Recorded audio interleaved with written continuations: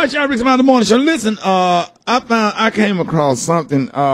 Somebody had put this in my, not in my inbox, but on my timeline or something or whatever. I had posted something, then somebody posted the video in one of the reply in the comment section. That's what it is.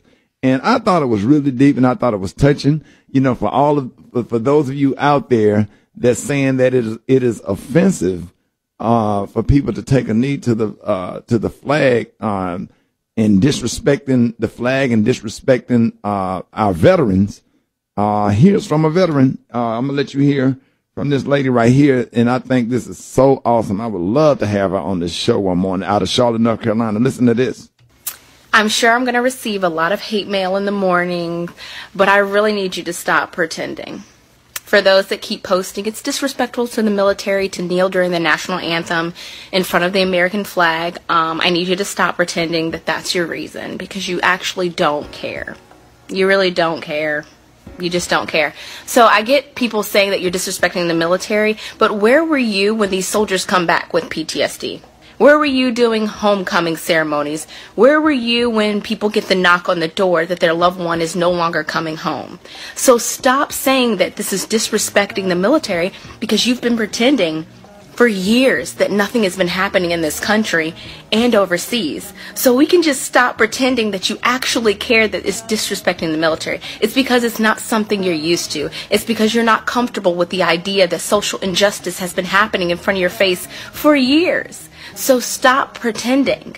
I in the military, other in the military, are not worried about anybody else kneeling for the flag. I can assure you that we have fought for many more freedoms, for you to have the freedom of speech, for you to be able to say and speak your mind. That is the entire reason that we serve, because we want you to have the life, liberty, pursuit of happiness, because it's a freedom. Oh my gosh, the profound statement of the Constitution of the United States. We all said it. So stop pretending that, oh, you're disrespecting the military because you're kneeling during the national anthem and because it's not what you're comfortable with. You're only comfortable because it's not your child being shot. You're only comfortable because when you walk in a store, no one follows you. Worry about what I worry about every day. You don't have to worry about that your child or your father or that your son or your husband is going to come home. You don't have to worry about being profiled at a restaurant that I was just profiled at going to Atlanta. You don't have these worries. So what I'm going to tell you is you can stop pretending that kneeling during the national anthem and in front of the flag is disrespectful, because I don't remember any of you being there.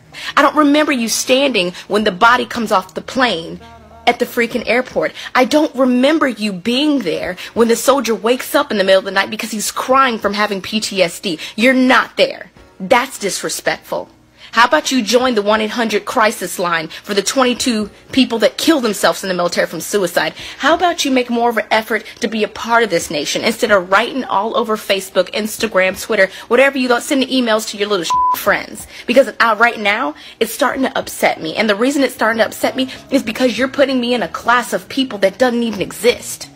We in the military serve all people for their freedoms, for their dignity, for their social justice, for their right to be a part of this country as equally as everyone else in this world. But if you think for a minute that they're disrespecting me by the military by kneeling on the ground and during the national anthem, then you have no idea why we serve. And it's because you're uncomfortable. Don't disrespect the flag. Are you out there making flags with 50 stars? You're not. Are you out there protesting? You're not. Are you out there having Bible studies and prayers for the soldiers that lose their lives by stepping on ID? I don't remember you posting the 2 soldiers that just died in Afghanistan 2 weeks ago. The people that get blown up every day. So stop it. If you really cared about the military, then your ass would be at Fort Bragg right now praying that somebody's mother, somebody's father, somebody's son, somebody's daughter gets home today. We got a whole brigade combat team in Afghanistan right now, and you're worried about somebody kneeling for the damn flag, protesting a social injustice for a war that's already in the United States right now. People saying that you're disrespecting the military by NFL players that are kneeling for social injustice, you have no idea why I fight for you. Why I would fight for a Nazi, why I would fight for anybody, because I want them to have the freedoms that are granted to them under the Constitution of the United States.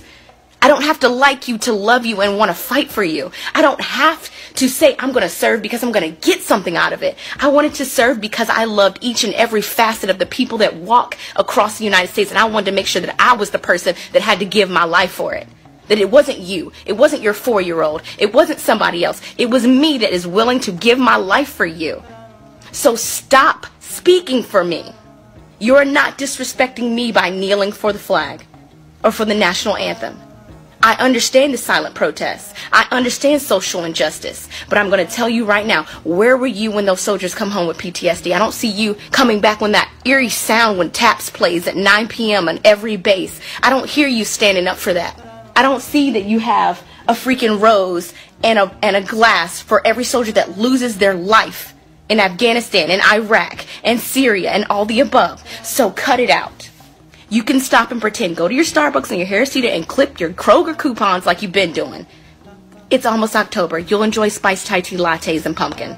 Cut it out. But I'm trying to be nice. I know I'm going to get hate mail. This is Thai. Cut it out. Don't speak for me in the military. We're not worried about silent protest. I'm glad and I appreciate that you want social justice for everyone. And that's what they mean by it. Amen, and have a wonderful evening, you guys. Bye. You know what I would like to do? What's up? I would like to put her picture in a frame and everything that she said in that picture and get it framed. I will hang it on my wall. That what she said, Ty M. Carolina on Facebook, was about as powerful as the I Have a Dream speech to me. It puts it in, it put the argument and the conversation in perspective. And the way she just articulate those words and the way she just put that together from her heart, that right there will go down in history as one of the greatest Facebook posts I have ever seen. It is at the front of my page. It's on RickySmileyMorningShow.com. And, I just absolutely love her and hope I get an opportunity to shake her hand because she is truly a hero in my eyesight. And thank you so much for articulating that and coming from the perspective from our United States military. I thank you for those words. And, if we can get if somebody could type that up or whatever, I'm going to get that printed out and have that made with her picture. And I promise you it's going to be on my wall somewhere in my house because that's deep. That's pretty deep, and it take a lot of courage. Now, I want y'all to go to her Facebook page to support her and thank her for those words. Ty M. Carolina on Facebook. All right, y'all, more Ricky Smiley Morning Show coming up next. Ricky Smiley.